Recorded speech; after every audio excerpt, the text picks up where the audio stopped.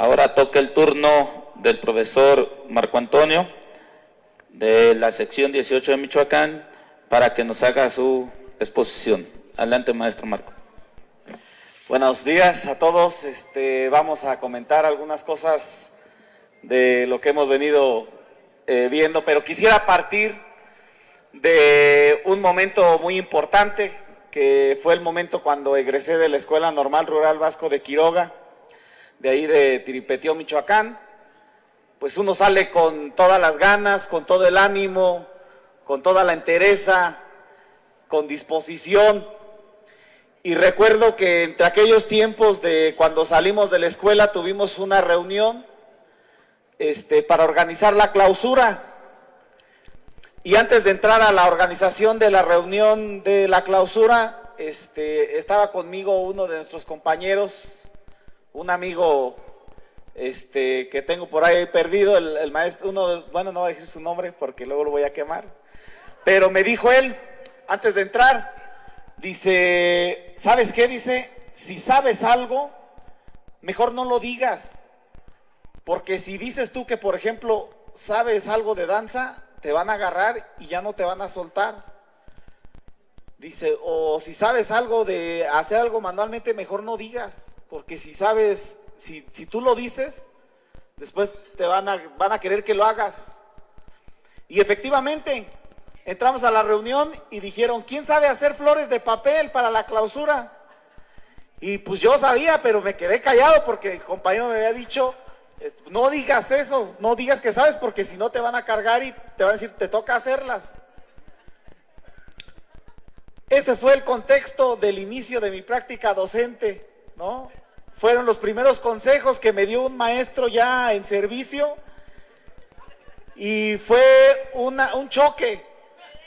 Es un choque porque sales con la intención de hacer y ahí mismo los compañeros te van envolviendo en otra cosa que no es. Ya después, en un segundo momento de nuestra práctica docente, que a lo mejor no es tan considerable como la de algunos compañeros aquí que están y que tienen todo nuestro respeto porque han trascendido en procesos muy difíciles, tanto de tiempo como del contexto. Nos tocó trabajar en la escuela integral y entonces fui a la primera reunión de organización de la escuela integral, que nosotros le llamamos colectivo, y que hoy esos colectivos se han instaurado en muchísimas escuelas, por no decir un número específico, porque de aquí veo compañeros de otros estados con quienes hemos estado en colectivos y hemos estado platicando, y de otros países hoy, que muy interesante la plática en las comidas y en los espacios donde tenemos un espacito para comentar y de inmediato empezamos a tratar de sacarle, oye, ¿y allá cómo está la onda? Y entonces, llego a la reunión del colectivo y íbamos a organizar un proceso que teníamos ahí, y entonces allí todos decían, yo hago esto, a mí déjenme esta parte, miren, a él le sale muy bien esto, ¿por qué no lo hace? Sí, y yo ese día no agarré ninguna comisión, pero me salí muy golpeado por ese momento que había vivido y entendí una cosa, que efectivamente el colectivo te puede ayudar a generar un proceso más amplio y que el maestro debe de presentar su esencia, pero no solo eso, debe de tratar de hacer y debe de echar mano de todo lo que trae cargando, ¿no? Incluyendo, aunque tengas más trabajo, eso te da la esencia. Y entonces, en esta característica, un primer planteamiento que nosotros hemos dicho es, ¿cómo queremos el sujeto? Y decíamos nosotros, el sujeto debe de desarrollar características importantes. Este sujeto social que estamos planteándonos debe de ser primero un ser humano. ¿Qué implica ser humano? Implica el desarrollo de la facultad de pensar. Y decíamos nosotros, necesitamos un ser humano física y mentalmente sano, que sea libre, que sea constructor de relaciones de iguales con sus semejantes, que tenga una actuación armonizada, que también esa actuación armonizada ayude a proteger su entorno ecológico. Ese fue el primer perfil. El segundo perfil fue, ocupamos un ser humano laborioso, es decir, que este ser humano esté habituado al trabajo, que también sea creador, desalienado y que tenga una actitud científica para que al momento de que esté trabajando, la ciencia se aplique. La tercera característica, dijimos también, ocupamos que nuestros niños sepan verbalizar sus ideas, que nuestros niños sepan decirnos qué sienten, qué quieren, cómo lo quieren, cuáles son sus anhelos, cuáles son sus principales ideas, y que esas ideas se conviertan en ideas fuerza de cambio y transformación. Por eso decíamos o decimos un ser humano con un desarrollo lingüístico integral. También dijimos, ocupamos un niño que desarrolle una condición ética, de actuación ética, de hacer las cosas bien, de pensar en los otros y que esa actuación sea inteligente, en la mayor medida de lo posible que esa actuación cotidiana se vaya haciendo más inteligente. Y dijimos también, ocupamos que nuestros niños tengan afecto y demuestren su sensibilidad, no la sensibilidad que hoy nos muestran por ahí en las televisoras o en otros espacios, sino la sensibilidad de entendernos como un todo, de entender esta condición del respeto de la que hablaba el maestro. Y entonces, el siguiente perfil, que son los 6 perfiles en formación, es cómo generamos en nuestros niños la característica y capacidad para decidir.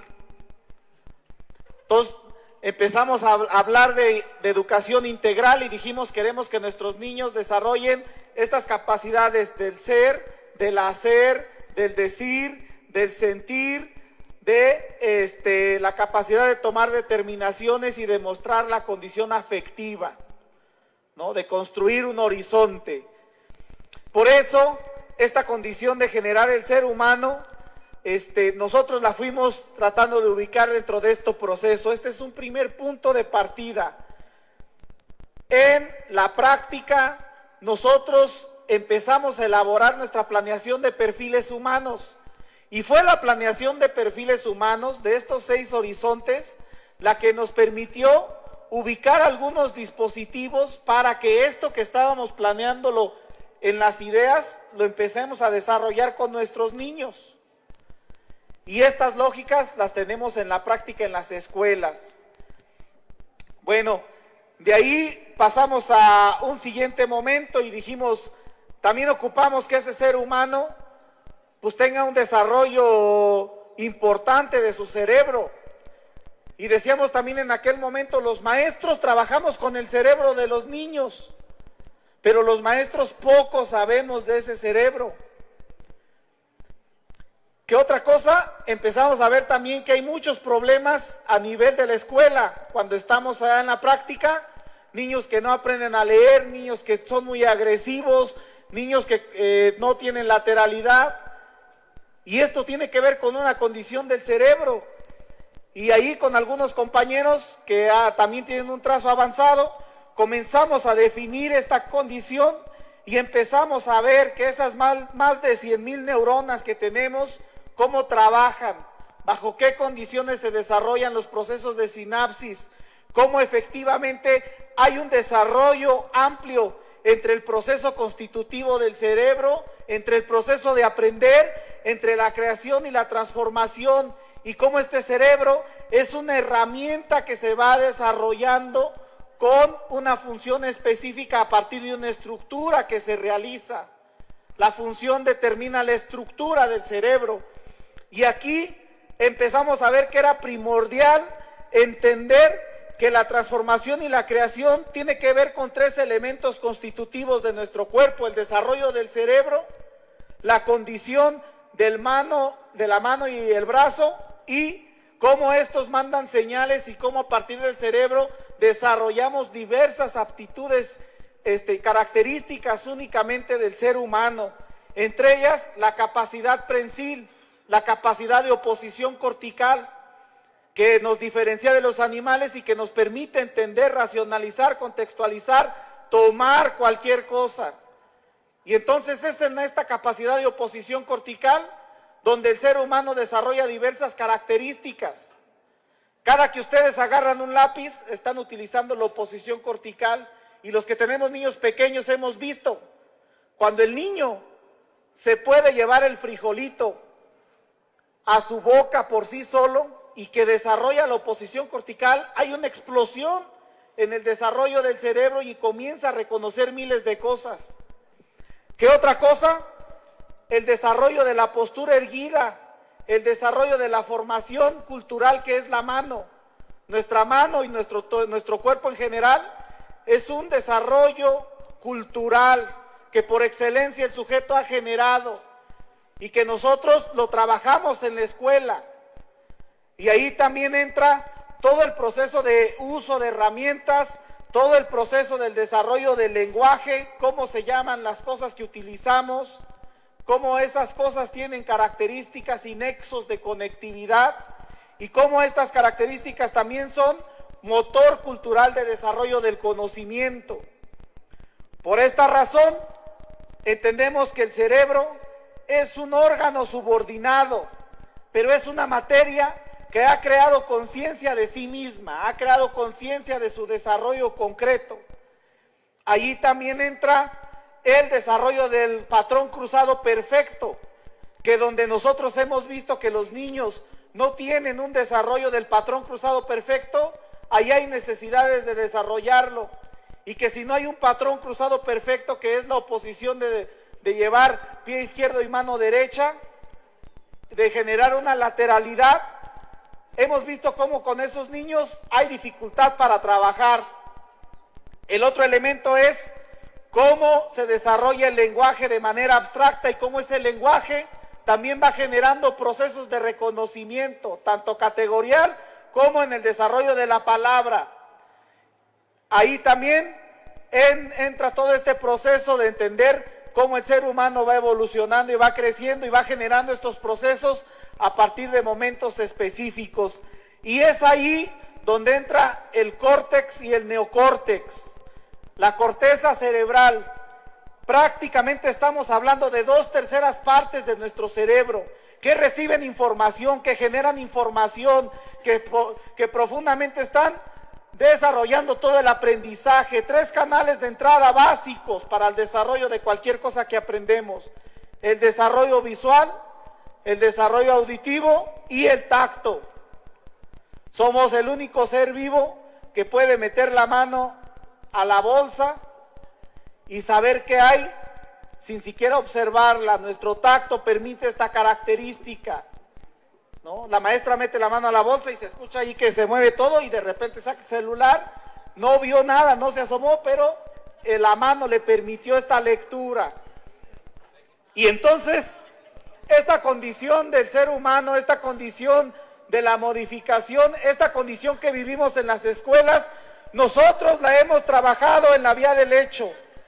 Nuestras escuelas todos los días, así como hoy lo hicimos a las 6 de la mañana, todos los días aplican la activación física, donde estamos planteándonos desarrollar las funciones humanas superiores para generar un nuevo proceso humano, para generar estas conexiones neuronales, estas sinapsis, con un elemento básico de oxigenizar el cerebro y de la irrigación de sangre por todo el cuerpo que permita un buen funcionamiento.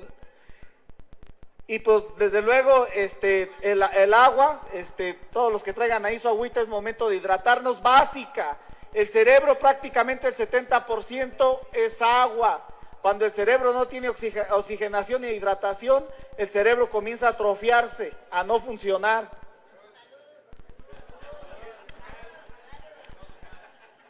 Y aquí entra otra condición muy importante que hemos venido generando, que es un cambio de conciencia en el proceso humano de las escuelas, donde nosotros, junto con los compañeros, hemos hablado de alimentación sana, hemos hablado de cambiar en las escuelas estos procesos, de sacar las grandes transnacionales, de no volver a utilizar ahí cosas como Sabritas, como la Coca-Cola, como todas esas cosas, y comenzar a utilizar nuestros dulces sanos, comenzar a consumir en lo más posible cosas que saludablemente nos vuelvan a llevar a otro proceso, retomando la base de nuestra alimentación, los quelites, retomando en la base de la alimentación cosas que son muy básicas de la comunidad.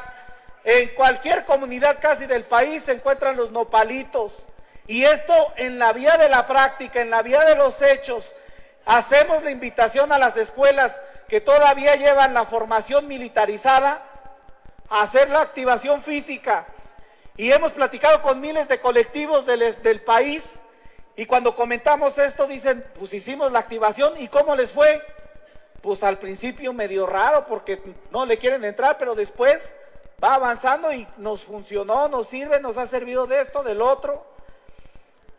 Y entonces aquí entra esta característica importante, ¿no?, de cómo generamos estas condiciones. Pero no solo nos hemos quedado en esa onda de la activación física, también hemos tratado de implementar un proceso de la cultura del trabajo. Y hoy en las escuelas tenemos nuestros huertos de traspatio. Hoy en las escuelas, algunas escuelas se han atrevido a sembrar sus parcelas escolares que las tenían abandonadas o rentadas. Hoy en las escuelas la cultura del trabajo está presente y hemos cambiado algunos aditamentos, y hoy aparece el martillo, los clavos, los serruchos, herramientas presentes en nuestra cotidianidad. Y entonces una propuesta y una escalada que hemos planteado es cómo aplicamos la ciencia conforme a estas características. También hemos hecho diversas cosas. Platicábamos hace un momento con los camaradas de Zacapendo, la Feria de la Ciencia, y dicen ellos, buscamos a camaradas de las universidades, buscamos a compañeros de otras escuelas, buscamos a compañeros donde se ha desarrollado procesos científicos álgidos y los traemos a la comunidad. Y vemos a los padres de familia sorprendidos porque algo está en el aire levitando, y que quitan el imán y se cae. ¿Y cómo lo hizo?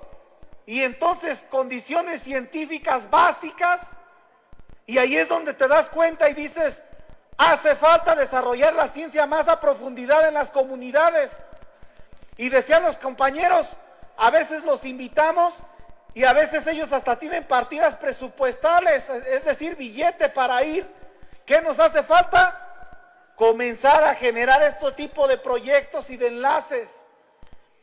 También ahí tenemos los foros comunitarios, los foros de alimentación sana, los foros de encuentro comunitario donde nos hemos unido con la comunidad, donde la comunidad nos ha venido a enseñar sus recetas, donde la comunidad nos ha venido a integrar cosas. Bueno, y en esta condición, decíamos nosotros también con los compañeros del pueblito, de la Escuela Integral del Pueblito, ¿qué es lo que te ha hecho más fuerte en la escuela?